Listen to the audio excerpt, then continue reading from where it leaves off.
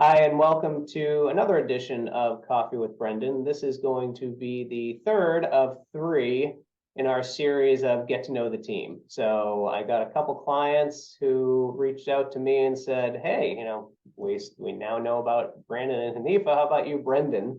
And so this is your opportunity right now to learn a little bit more about me. I'm going to turn the microphone over to Brandon pretty quick in a moment because we've already shot this once and realized that Brandon didn't appear on camera. So hopefully this time it'll work. And I'll also try to trim it down from 15 minutes to probably be 10 to 12 minutes, but we'll see what we can do on that front. So Brandon, the stage is yours. All right, so let's let the fun begin as the tables have now turned onto Brendan. So we'll kick it off with where did you work before this position? All right. So I took a pretty long and winding road. Graduated with a psychology degree, had no idea what I was going to do with a psychology degree because I didn't want to be a psychologist. Went into advertising. I was working 12 hours a week or 12 hours a day, 60 hours a week. Got pretty burnt out after about 5 years. And then in 2001, I was recruited by my dad to do marketing for his firm. Number one thing that he put me in charge of was the customer relationship management. And for all, the short, the short way of describing that is just simply say I was in charge of keeping clients happy and reaching out to them. But if you remember in 2001, there was an internet bubble that burst and we had a lot of anxious clients. And so clients were asking me questions that I didn't have answers to because I had a marketing background. I didn't have a financial background. And so I decided to go back to school, get my master's in financial planning, and then ultimately get my certified financial planner designation. So bang those out over a 4-year period, going to night school at Bentley University in Waltham, Massachusetts. And then in 2007, some of you may remember that Mike Scott bought my dad out. They didn't know what to do with me because it was actually Ameriprise that bought us out.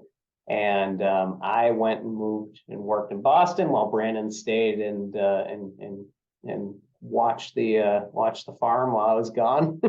And so that's why I said in the last video, Brandon's actually the longest tenured Waymark employee at this point. And then from there, just continued to grow the business. And ultimately in 2018, I became the sole owner of Waymark. So that's the abbreviated version. I think I took about 5 minutes the last time. So hopefully that we got a couple minutes back by just blitzing through that.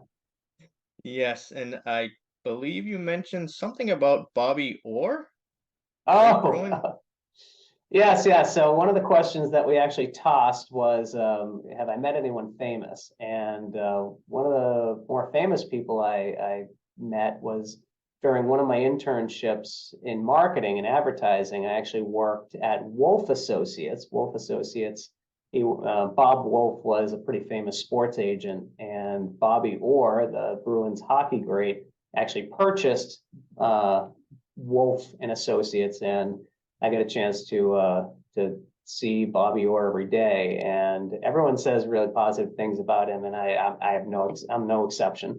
I was just a lowly intern, and he made it a point to come meet me and introduce himself as Bobby, and I was like, I know who you are. You are the Bobby Orr, like one of the biggest hockey players in the history of the sport. So he was awesome. Awesome. Next is what's the most exciting part of your job? Most exciting thing, I'm probably going to just echo what Brandon and Hanifa said, which is just helping people. At the end of the day, money touches everything. And I get into some really personal conversations with people and help them during times that it's their first time going through it, but maybe my 10th time helping clients go through it. So obviously retirement is the number one thing, and I've helped a number of clients with that. But then any kind of life change, whether it's a job change, whether, we just had a client who sold a business and she just jettisoned herself from just a normal person to a quote rich person because she just got about $4 million dumped in her lap because of that. and then, all the people in between, all the little small victories, whether it's just helping someone buy a car that they've always wanted. We had a guy who is out in Colorado and always wanted to buy a Rivian, which is kind of a pickup truck that is an electric pickup truck. And he is so happy because I pretty much was the guy that said, you can do it. I don't think he would have done it if he didn't have me saying to him, it's okay for you to move forward with it. You have enough money to afford this. I don't want to say extravagant car, but it's a pricey car. Yes, they are very nice, hot off the markets as well. Yep. My next question, as a lot of clients might be wondering, is are you still going to be around in 10 years? Or if not, where do you see yourself in 10 years?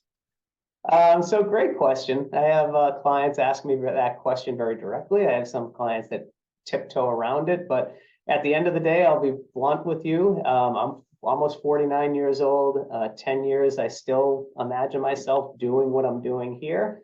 But I also believe that both Brandon and Hanifa will start migrating more into my role and, being that kind of lead advisor for a lot of the clients. And, that's definitely something that I would love to help them both do. Everyone has a mentor that has helped them along, and I hope to be that type of person for Brandon and Hanifa. And then, I'd love to, when they start taking over and,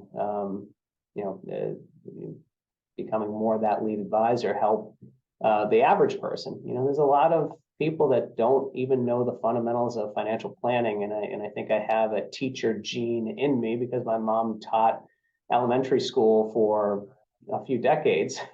So I think I have that gene in me that I really want to kind of teach people this stuff because it's so important. Excellent. So now let's jump into some more personal questions. What's something that you're proud of? So there's a few of them, but the thing that I always point to that I don't know if all of my clients know about is that I'm an Eagle Scout. So when I was 18, I became an Eagle Scout, and I was really proud of what I did. At 17 and 18, when kids these days are listening to TikTok and all those other things, like I was coordinating a townwide food drive that